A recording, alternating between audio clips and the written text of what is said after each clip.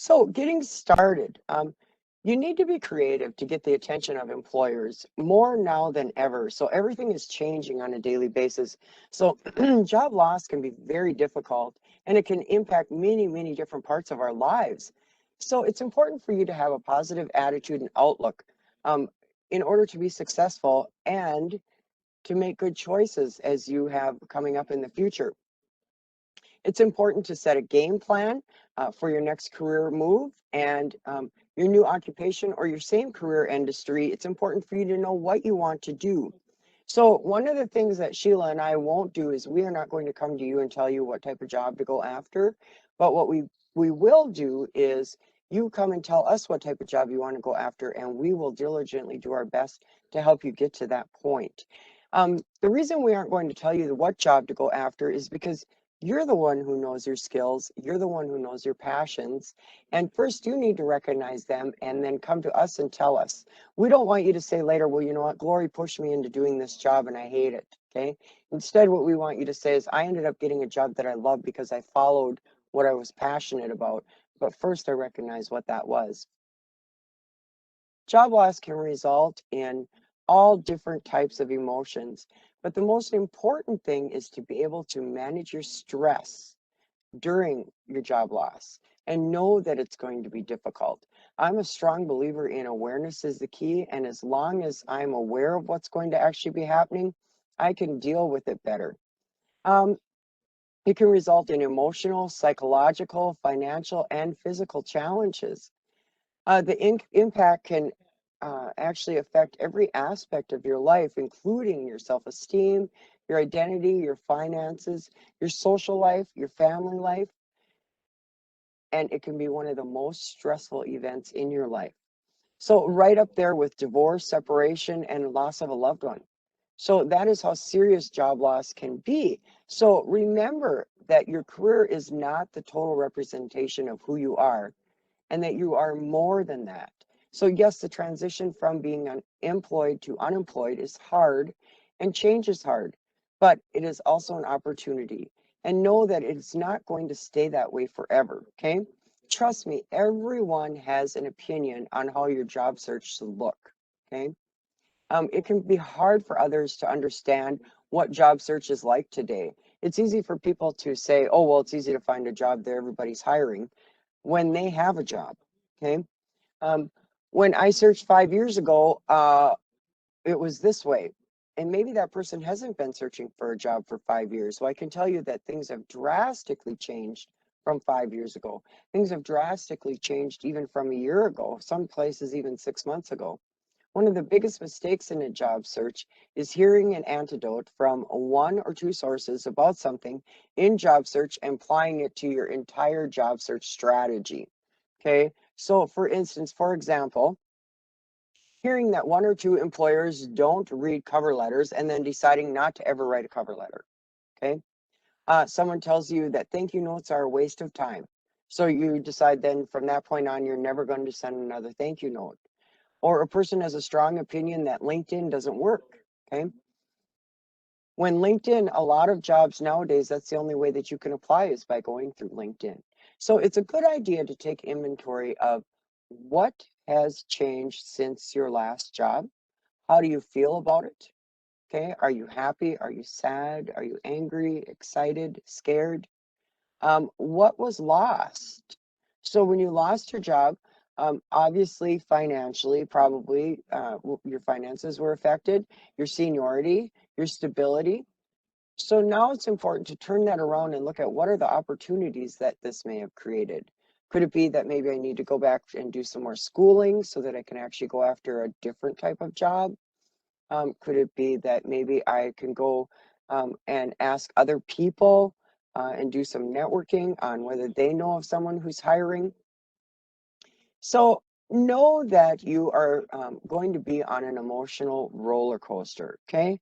And the emotional roller coaster is actually, it's a great tool for people to see that so many job seekers are on the same emotional roller coaster with the same ups and the same downs. So you're certainly not alone. It's easy when you're going through this to feel like, oh, nobody understands what I'm going through, and I'm the only person who is looking for a job. And that simply isn't true, okay? All of us were looking for a job before we found this one, okay? Um, the roller coaster is very normal. So try not to focus on it and try not to worry about it, okay? The important thing is to learn from this to identify when you are down and to minimize the negative effects that you feel and do your very best to bring yourself back up. Attitude helps us get through the constant ups and downs of job searching. Take charge of your attitude and it will give you strength. Again, I'm a real strong believer in awareness is the key.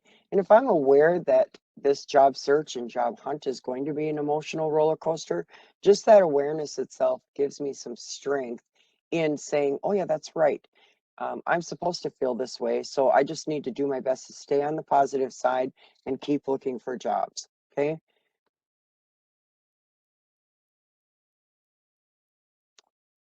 The recovery. So recognize your true feelings that this is a shock to your whole self. Okay.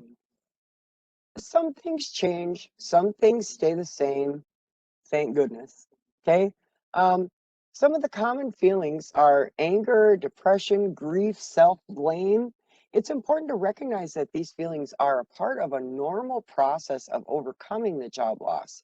A lot of it, too, sometimes can just be plain shock.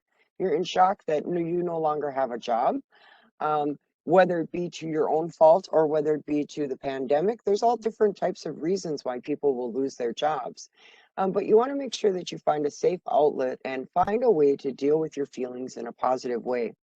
You could write, do some journaling. You could do some exercising, spend time with family or friends. Reach out to the career force. We can give you an encouraging word. A lot of times, by you reaching out to us as well, we know of places that are hiring right now. And so we can cinch that gap between you getting hired and not knowing for sure where to even apply. We can help you with that and get you on the road to finding your ideal career. I love that we have forgive on here and or move on. Okay. So search for forgiveness. Sometimes we have to forgive ourselves. Okay. Sometimes you have to forgive your former boss. If you are struggling to forgive, find a way to move on. Okay. Sometimes things take a while in order to forgive what's happened in your past. But the important part is to follow through and forgive or move on because it's going to come through at the interview.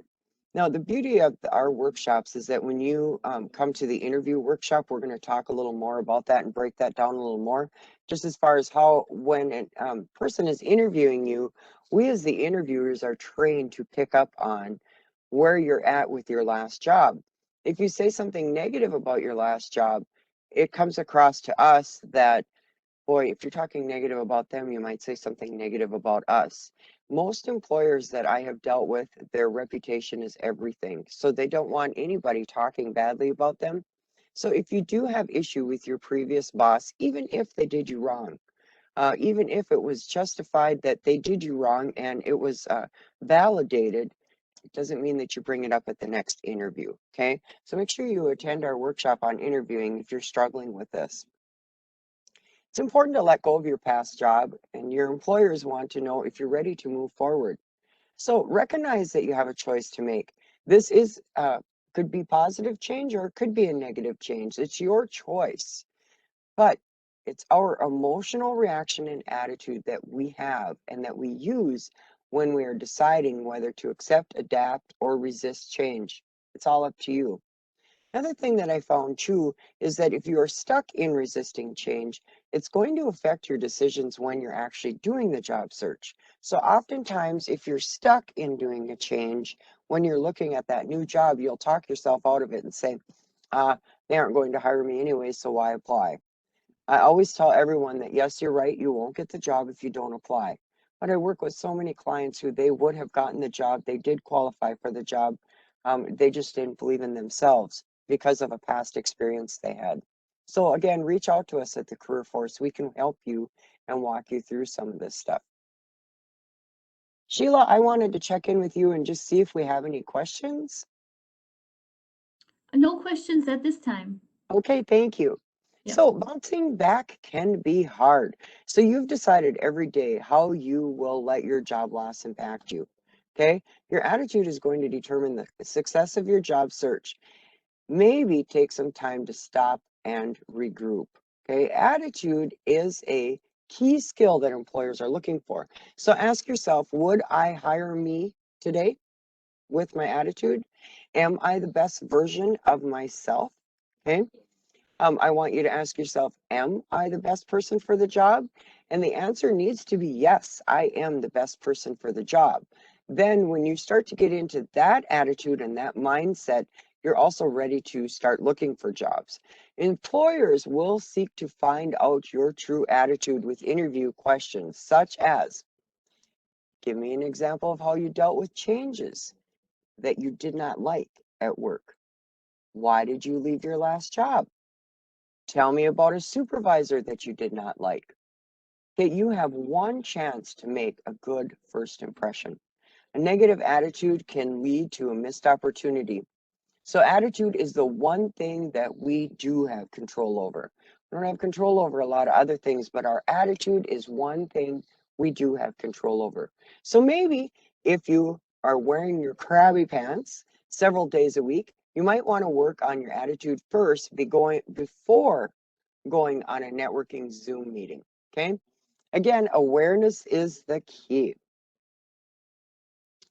Staying positive. Okay, so how do you stay positive when you are actually out there looking for jobs? First thing I want to let you know too is that when you're looking for jobs, that is a job. We always tell everyone to treat it as if it were a job. I can guarantee you, if you put 40 hours in looking for a job, you're going to get hired very quickly. Okay, because you're putting your time and effort into finding that job, into applying for it, and getting your interviews. Talking with others who will keep you positive is very, very important to reach out to the people who can actually give you an encouraging word. Try to stay away from the people who have negative attitudes. Keep in mind that negativity attracts negativity. So it goes without saying that positive people also attract positivity. Another thing that you can consider maybe is support groups or job clubs. Our job clubs are excellent, where you can come and join our workshops. Again, you can reach out to us, work with us one-on-one. Exercise. They say that endorphins are released when we exercise, and that helps us to stay positive, and it is known and proven to reduce stress. Sometimes counseling needs to happen. There's nothing wrong with going in and talking with a counselor and just finding out different tools and skills that you can use to get over what's happened in the past so that you can move forward. Positive self talk. um, I don't know if you guys remember Saturday Night Live when Stuart Smalley used to look in the mirror and talk to himself, self-talk. He would say, "I am great. People like me." Okay. But I know that we used to laugh at that and think that was funny, but it is true that it works. Okay. So you are good enough. You are smart enough. Okay. Another thing that he always used to say was, and gosh darn it, people like you. And again, it was used as a humor tactic, but I think that it's really a good skill to be able to self-talk positively to yourself and not be your own worst enemy. And so much of our self-talk is negative. I know that this is true too, because when I would interview, one of the first questions typically asked is, tell me a little bit about yourself. What I found very fascinating is that when somebody would answer that, they would tell me about all the things that they couldn't do instead of their skills and their positive things that they could do. We're not used to necessarily speaking about, I am so great and I can do all these things, but that's how you need to be talking to yourself when you are starting the job hunt, starting the process, and also when you're interviewing. The whole thing is not your fault, and you will find an even better job or career. Boy, I think that's a really important sentence, excuse me, to say to yourself. This whole thing is not my fault, and I will find an even better job or career. Okay. I am capable of meeting this challenge. I'm a good person, and good things are going to happen for me. What are some of the ways And I want you just, you don't need to answer this, but I want you just to think about this. So what are some of the ways that you are working on yourself to overcome the stress of job loss? And what types of outlets do you use to relieve the stress? The point is are you actually doing something to relieve the stress, or are you just letting it build? There are many other techniques too. One of them is breathing. Okay, just stop and take some cleansing breaths, which are really deep breaths deep into your lungs. Okay, maintaining structure. I know that if I eat 3 meals a day and 2 snacks, I seem to do better. Okay, I know that if I get plenty of sleep, I do much better than if I'm coming to work tired. Meditation. Meditation is excellent. There's all kinds of studies on the benefits of meditation and reducing stress. Humor. Humor is a great way to keep yourself on the positive side of thinking. Okay. And then again, it says journaling. I'm a strong believer in journaling. A lot of times when you sit down and just write out those feelings, the feelings change. Okay. It doesn't seem as serious and as drastic. The game plan moving forward. Now, again, you don't have to write all these down because you're going to get these in the handouts, but these are excellent, excellent websites. So before setting your next job goal, you may want to do some self-examination. In other words, some soul searching and a lot of research on yourself. Okay. A great way to do this is to assess yourself. So, skills assessments can be taken through employment counselors at the career force or online with these sites that you see here listed. So, there's careerforcemn.com, My Skills, My Future, Career One Stop. That one is an excellent resource as well. Skills assessments and that one has the skills assessments on it, but they can help you to find hidden skills and talents that you think everybody has, when the truth is it's actually a skill and a talent that you can make a lot of money with. Do not limit yourself.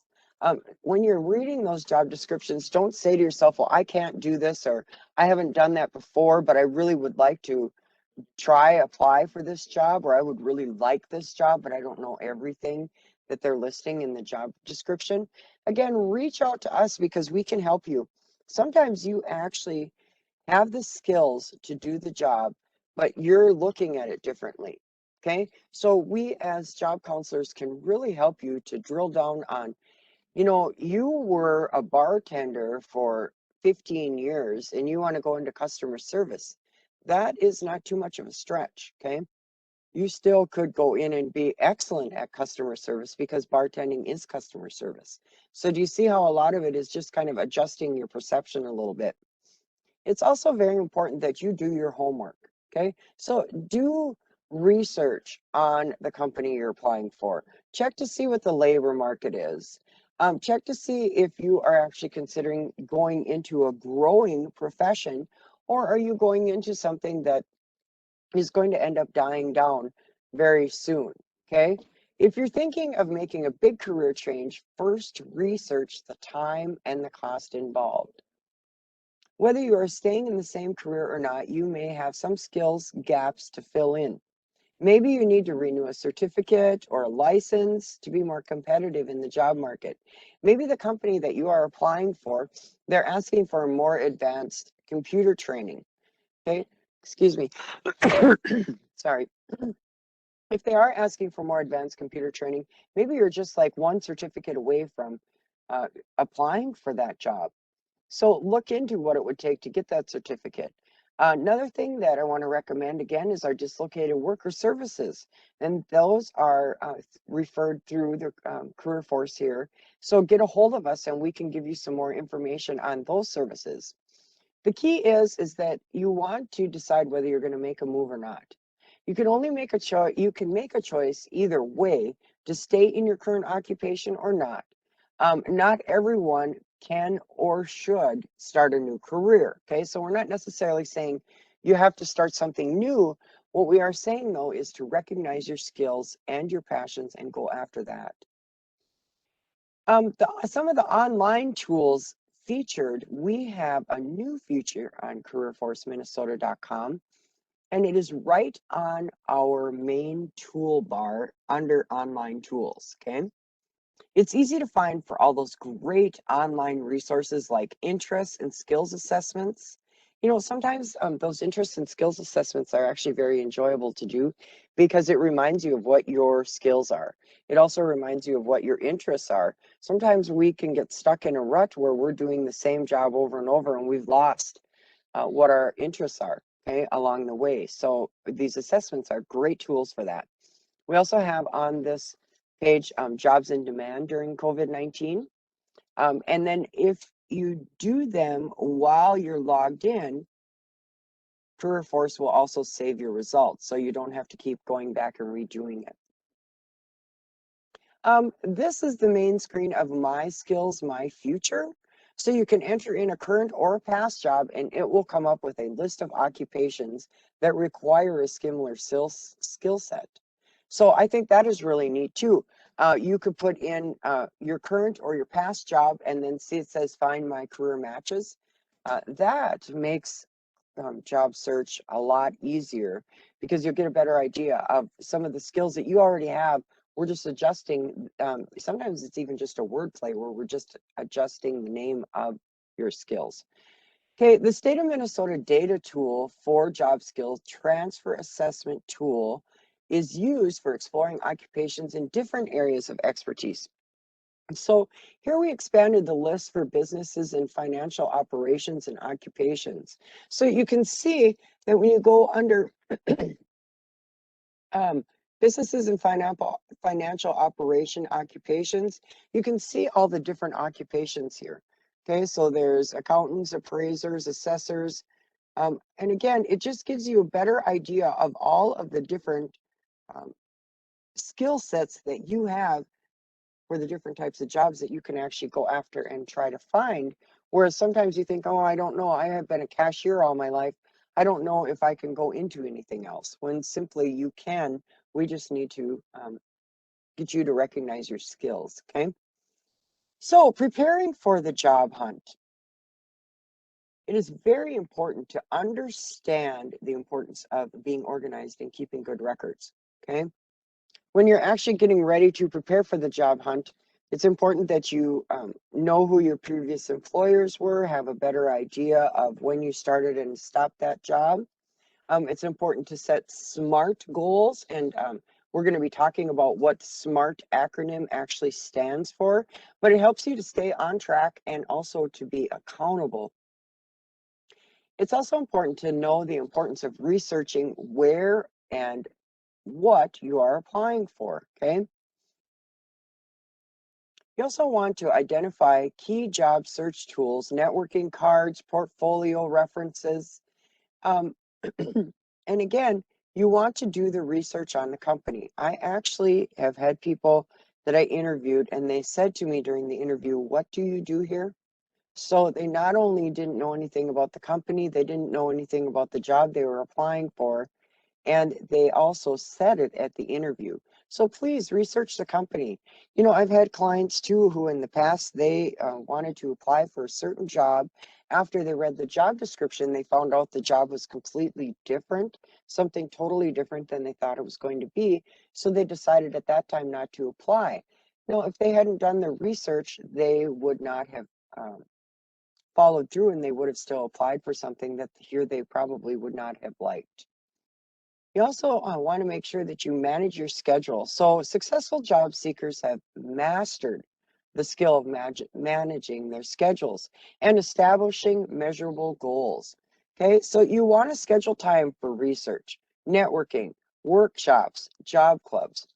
I've seen people's planners before. It's kind of fun. They have fun with it and they'll highlight job club every Tuesday from 10 to 11. They've got that highlighted right in their planner. Um, they will have 1 hour of research written in their planner where they're going to research for the next hour a couple different companies and what types of benefits they offer, and in addition, what types of jobs they have available. The key is setting goals that are going to help you balance your job search. It also helps you to stay on track and hold yourself accountable. You're going to learn more about SMART goals on the next slide. So like I say, we're going to really break that down. If you need help staying on track, join a networking group, or you can join our job club. or report back to a friend or a family member, someone who can help hold you accountable. If you say, okay, I'm going to apply for 3 jobs, would you call me at the end of the day and see for sure that I actually applied and followed through? That really helps too, because you're like, oh yeah, that's right. They're going to call me, so I better do this. Keep your eye on the ball. It's very easy to get sidetracked. Sometimes, especially on the internet, I found that when I would start researching a company that I wanted to apply for, pretty soon I'm off into something completely different. Could even be shopping on Amazon. No, that was not what I originally intended to do. So make sure that you're staying on track and that it's not sidetracking you. You can put that in your planner though. I'm going to have 15 minutes where I can actually do some shopping, and then I'm going to go back to my job search. Okay. Remember to take care of you. That is the most important thing. Schedule time for fun activities and some time and some fun with your family and your friends. That is also another part of job search. The reason that it is because that's how you're going to keep your mind in a positive attitude and keep your mindset right. I also want you to keep good records. So without good records, things can quickly get out of hand. So during your job search, you can make hundreds of contacts and apply for dozens of jobs. Okay, make sure that you're writing down the jobs you've applied for. I always write down the day I applied for them. I also write down the closing date. So like many jobs will say, we're going to close on May 11th. So we open the job May 2nd. You have to have your resume in by May 11th. I write the closing date down because then I think after the closing date, then maybe it'll be a couple weeks that I will hear from them and they'll call me in for an interview, for instance. So that's why it's important to keep accurate records for your job search. And also, I write down my contacts. When you start to apply for a lot of these jobs, you're going to forget who the contact people are. So I write down if I'm applying for ABC Supply and Susie Smith is the person that I need to contact. I write down Susie Smith's phone number, and then I also, if I need to call them back within 3 to 5 business days to make sure they got my resume, I have it right there in my planner, so I can just open it up and do that without spending hours and hours of looking for the job description and who that contact person was. It's also important to keep copies of your job descriptions. So this will also help you when you're preparing for the interview.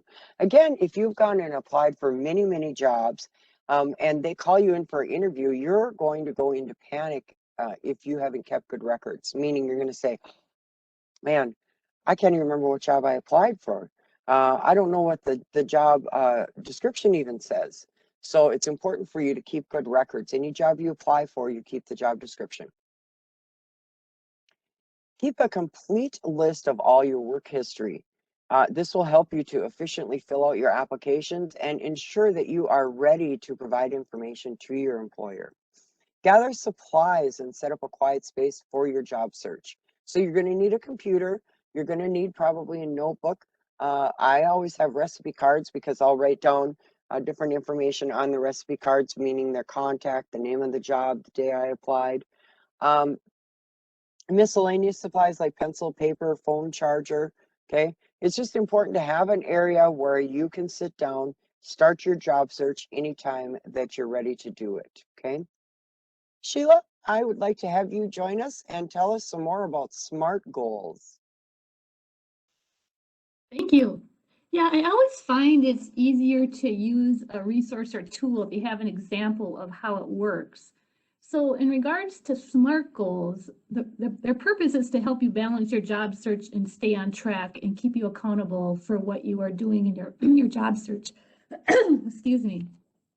So specific, the S stands for specific. What exactly do you want to do in your job search? You want to make sure that you have an accomplishment that is realistic and attainable so you don't get discouraged and give up on it. So for example, here, our goal is to prepare a resume. And then you want something that's measurable. So how will you know when you're on track to complete this goal? So for a resume, you know what you could do is set some mini deadlines. You could tell a friend that you're working on your resume and give them a date when you want to have a rough draft done and the final draft. Maybe your measure could be that you are going to present your rough draft to a career counselor at Career Force within 10 days. So then you have a timeline so you know where you're supposed to be in 10 days. You're supposed to have that rough draft ready to go. And then achievable, what resources are available to you to help you complete this goal? So we have, the virtual resume workshop through Career Force. We have online resume reviews. Those skills assessments that Glory talked about, you can get some great information from those to put on your resume. And of course, your job history and job descriptions, go back and look at those. And I also find it's really helpful to use, maybe a performance review from a job or recommendation letters, because then you see your performance through the eyes of somebody else. And if they see something good in you, maybe the next employer would want to know that as well. And you could use that on your resume. And then relevant, why is this goal important in your job search? So in regards to resumes, now the way we apply for jobs, they have to be uploaded to online applications or emailed. So it's really good to have a well-written resume ready to go. It could ease some of your stress for your job search. And then it's really easy to go ahead and change it a little bit to target it to different jobs that you want to apply for. And then, of course, if you have interests or skills in more than one area, you may have more than one resume. So, just to get one ready and then to build off from that for all those different careers is a good start. And then timely. When will you complete this goal? You have a specific date when you want to have this done. So in this instance, you could say 2 days after you meet with that career counselor, you're going to take their feedback into consideration and have your final resume ready to go. And remember, it's okay to be working on more than one goal at a time. Just make sure they're manageable for you. And then prioritize your goals. What do you need to do today to get back to work sooner? And we are going to provide you with the SMART goal worksheet in the follow-up email, so you'll have a guide to go by when you're working on these. So if you have, any questions when you're working on them, feel free to reach out to Career Force and see if they can help you, set those goals and help you with whatever goal you're working on. Maybe it's filling out applications or interviewing. So just reach out to Career Force. I put the link in the chat for locations, but I will put it in there again for you. Okay, thanks, Glory. Thank you, Sheila.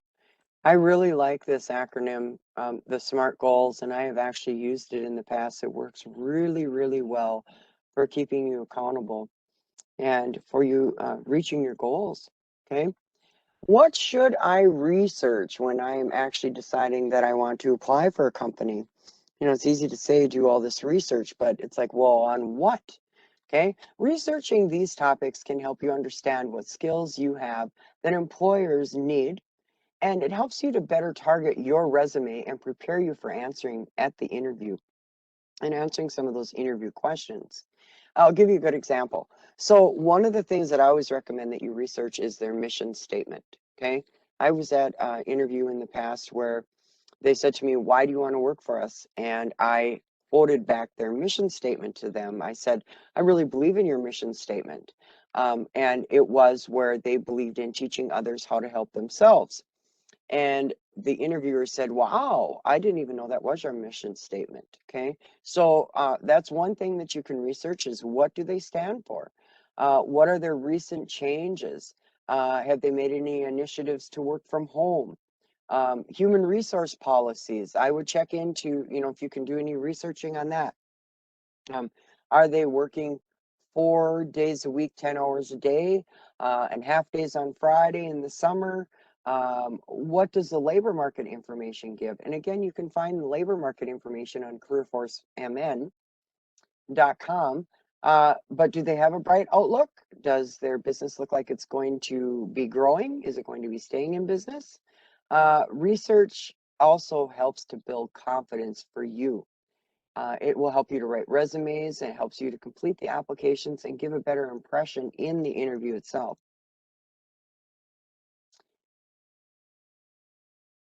Another thing too that I like is, like a lot of people that I'll be working with, they'll say to me, I don't know what the company pays. And sometimes it's really important to find that out before you can before you even apply, because if they aren't going to be paying you enough, maybe you don't want to apply at that company. So you can, again, check that on some of those websites that we had put in the previous screens, like Career One Stop. I know that you can check to see what the salary range is in our area for different types of positions.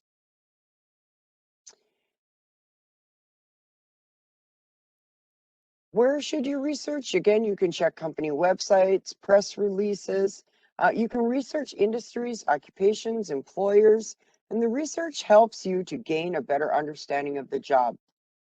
It also helps you to understand the availability of the job, company culture, the industry growth, and how can your skills apply to this job. Can you determine if you need more training? That's another thing that research can do, and it can also help you match your skills to what the employer is looking for.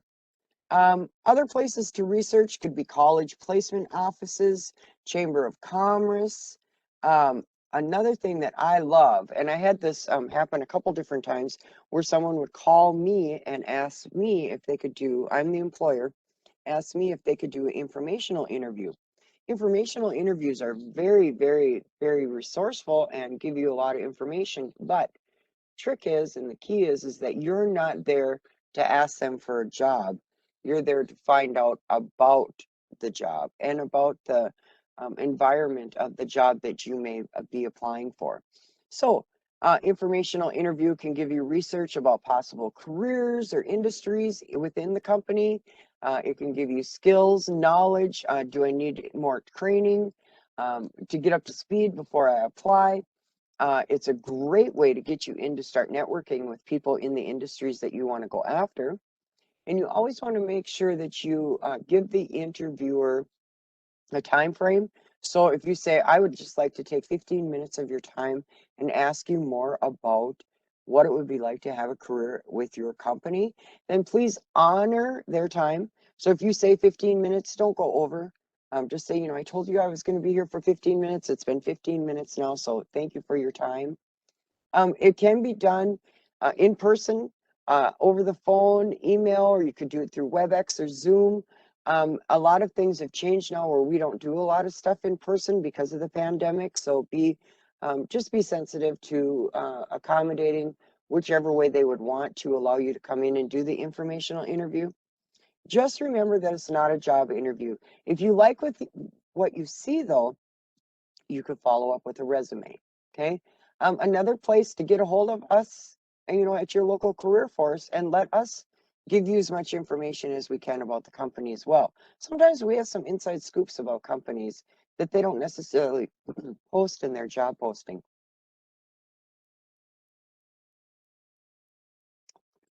Excuse me. I love this idea too, the networking card. Excuse me. But one of the things I found that's a downside of the networking card is that, so you don't have a job, you don't have a lot of money, you'll go and spend, you can get these through Vistaprint for $9.95 or 99 cents. Um, and they do work great. But what I found is that a lot of people will spend money on these networking cards and never use them. So please make a commitment to use them if you're going to put the money into it. It is a wonderful way to get your name out there. We call it the elevator speech, meaning that say you get onto the elevator with someone who works for a company that you want to get into. If you have the networking card, you can go ahead and hand that off to them and has all your important information.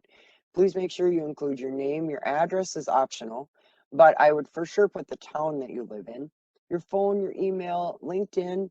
Um, I wouldn't get into having a lot of graphics. You can see that Jane Job Seeker has a very easy read business card. Don't have it so that it's so busy. But networking cards are business cards for job seekers or anyone wanting to self-market your skills. So they are necessary for networking, but not everyone will want a copy of your resume when you're networking. Or you don't go to a social function with your resume and start handing that out. But you can start handing out your cards, your networking cards. It's just a great way to get your name out there. It also does three things. So it supplies key information on your contact information. So how do I get a hold of you? It jumpstarts the recipient's curiosity so they can get it and look at it and say, maybe this person would be a good fit at our company. But it also jogs their memories. So let's say that they're sitting at the desk and they have their work colleague come in and say, you know what, so and so is just quitting. I have a opening here. Do you know of anybody that's looking for a job? And I could say, you know what I do? I could pull out that person's business card out of my wallet and say, this person is looking for a job. Give them a call. Okay. Tips for your networking cards: determine what information to include. Check for typos. Okay, make sure you don't have any spelling errors. Give a description of your profession. As you can see, Jane Job Seeker wrote that she would like to get into production or related type positions. Okay, so it's easy. And again, she just has it very short and sweet, but it gets right to the point of the type of job she's looking for. Get your cards professionally printed. Um, or if you do print them at home, use high quality paper and printer. Quality matters because it's a representation of you. So get creative with your card, but make sure that you're getting them printed on a good quality piece of paper. Enter in the chat box if you have ever had networking cards. I'm just curious. So if you've actually used networking cards, please put that in the chat box. I want to just give you a quick kind of story of how it would look if you have a networking card. And let's say that you wanted to be a dog groomer. Okay. So what you would do is you could give the networking card to your husband, who he then gives a networking card, gives your card to a skiing buddy, who the skiing buddy then gives it to the father-in-law. Father-in-law gives it to the wife who is going to have her dog groomed. And so the wife gives your card to the dog groomer who has a job opening. See how that works? I think it's really a neat way to get your name out there. You just don't want to miss an opportunity by being in the grocery store or a ball game or hanging out with your friends, and all of a sudden you see a job opportunity, but you have no way to get your contact information to them. Portfolios. So a portfolio is actually a good quality folder or a binder. It is something that you're going to bring to the interview. And another thing that you can consider are online portfolios. They're getting to be more and more popular all the time too. An online portfolio is something that you can possibly send when you're actually applying. You're also going to learn more about portfolios next week, but I want to give you a little bit of information on them because they will provide you with organization. Okay, so it proves that you are organized when somebody sees you come with a portfolio. It also proves that you're experienced and that you're professional. Okay, you want to use a good quality binder or folder with sheet protectors. So this shows the employers that you are professional, organized, and pay attention to detail. Have your portfolio up to date and ready to bring to any interview or a networking event at a moment's notice. Okay, I actually used to carry mine in my car, and again, making sure that it would stay clean, that the dog hadn't stepped on it, or the children hadn't sat on it. Have it in a safe place in your car. But it should contain things that demonstrate your strengths, and it backs up what is on your resume and what you can talk about. So that could be talking about during the interview. It could be talking about what you're going to put on your resume, but you don't need to include everything. Okay, you don't have to have time to show the employer all of your work. Pick items that are most relevant to you for the job that you're applying for. Okay, you want to add a link to your online portfolio on your resume or to your business card that gives the employer the opportunity to look at your work in more detail. It also shows that you have additional computer application skills. And I would also recommend that you put in there just notes for yourself for the interview. Okay. One of the things that's important too when you go to the interview is that you have some questions. So they'll ask you, do you have any questions for me? You can write down a few questions, put them in your portfolio, and review them before you actually walk into the interview. let's face it, if you really want the job and you're going to the interview, um, it's easy to get really nervous and easy to forget your name, let alone all of the other things that you need to try your best to remember during the interview. Okay, references. So now, what I recommend is that you for sure have 3 good references, but really 3 references are about all that you need. I've talked with people, some of them have said, oh no, I have to have 5 references. The point is that you want to make sure that you have good references. When I would check people's references, oftentimes I didn't call all 3 of them if they had 3, because 1, you sold yourself to me. 2, I don't need a bunch of other people telling me how great you are. I believed you at the interview, I've hired you, and I don't need to go any farther than that. Now, you always assume that they're going to check your references. Okay, so please don't take it as I'm telling you they're not going to check your references. They are, just assume they are, um, and make sure that your references know. So, 1, get permission from your references to use them as a reference. Nothing worse than when I would call and they'd say, I never said they could use me as a reference. That was always an awkward moment for me as the interviewer. I want you to put some thought into who you choose as a reference. Choose people who are honest and who actually can speak positively about you. Choose someone who will say nice things about you, okay? But also say them very well and professionally and accurately. Avoid references who may be controversial, like NRA, clergy, Planned Parenthood. Make sure the references knows that they are a reference, okay? Ask permission and let them know when you give their name out there. What I always do is I always make sure my references have my current resume. I also make sure that they have the job description of the job that I've applied for. And in addition, I will highlight the skills that I know that I have so that when my reference does get called, they can just look at that job description and answer that accordingly. Also, please don't forget to thank your references often. It is inconvenience for someone to be a reference. Maybe they don't look at it that way, but make sure that you tell them thank you. Uh, get their name, your reference, get their title, and the best way for someone to reach them. Okay. Um, don't turn this over to an employer until they ask. So I have had people say to me, when do I give the employer my references? The answer is when they ask for them. Okay. So don't just hand over your references. You give them their references when they ask for them. Sometimes they'll ask for them even during the application process. Sometimes they won't ask for them, but you give them when they ask. Okay. As participant, um, one of the main key points when you're actually getting ready is to go through your checkpoints. Okay. Make sure that you are really recovering from your job loss. Face the challenge every day. Value positive attitudes. Develop your game plan. Do everything you can to get organized. Use the SMART goals worksheet that you're going to be receiving from us. Again, I used it and it worked really well. It helped to keep me accountable.